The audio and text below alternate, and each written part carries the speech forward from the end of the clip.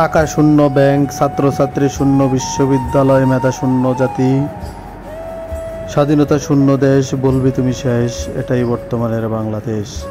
গতকালকের একজন ভাইরাল নিউজে আমরা দেখতে পেয়েছি তোফাজ্জল নামের এক পাগলকে ঢাকা বিশ্ববিদ্যালয়ে চোর সন্দেহ করে আটক করা হয়। তারপরে একে খাওয়া দাওয়া করানো হয়। খাওয়া দাওয়া করানোর পরে তাকে পিটিয়ে হত্যা করা হয়।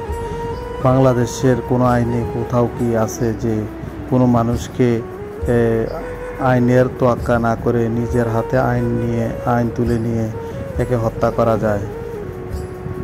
এটা কোথাও বাংলাদেশ না, পৃথিবীর কোথাও এমন কোনো দেশ নাই যেখানে আইন নিজের হাতে তুলে একজন মানুষকে পিটিয়ে হত্যা করা যায়।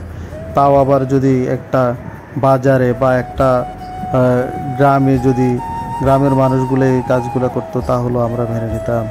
এরা অশিক্ষিত মূর্খ, যার কারণে এরা হত্যা করেছে পিটিয়ে। কিন্তু এটা বাংলাদেশের সর্বোচ্চ বিদ্যাপীঠ ঢাকা ইউনিভার্সিটির ছাত্ররা, মেধাবী ছাত্ররা করেছে। কেন আমরা কোথায়?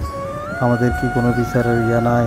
তোফাজ্জল পাগল বলে তার মা বাপ নেই, ভাই বোন কেউ নেই বলে তার কোনো বিচার হবে না?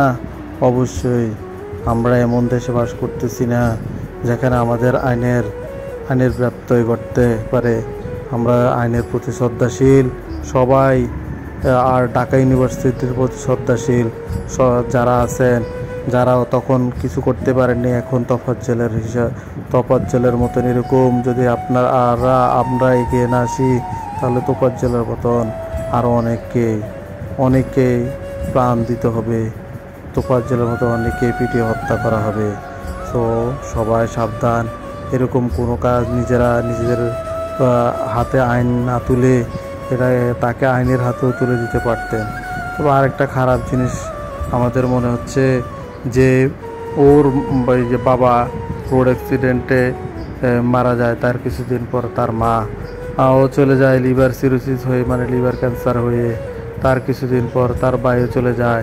সে একজন সাব ইন্সপেক্টর ছিল। তোফাজ্জল এমনিতে পাগল হয় নাই। তোফাজ্জল ফ্যামিলি শোক সইতে না পেরে তোফাজ্জল পাগল হয়ে গেছে। তোফাজ্জল অনেক মেধাবী ছাত্র ছিল নাকি। সে কলেজ থেকে পাশ করে ডিগ্রি বা অনার্সে পড়াশোনা করতেছিল। একটা আশ্চর্যজনক বিষয় তোফাজ্জলের কাছ থেকে নাম্বার নিয়ে তার মামাকে ফোন দেওয়া হয়েছে।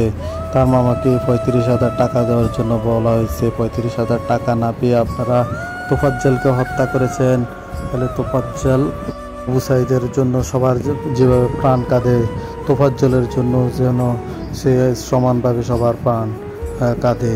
সবাই তোফাজ্জলের যেন সুষ্ঠু তদন্ত করে তোফাজ্জলের বিচার করা হয়, এটাই আমাদের সবার কাম্য।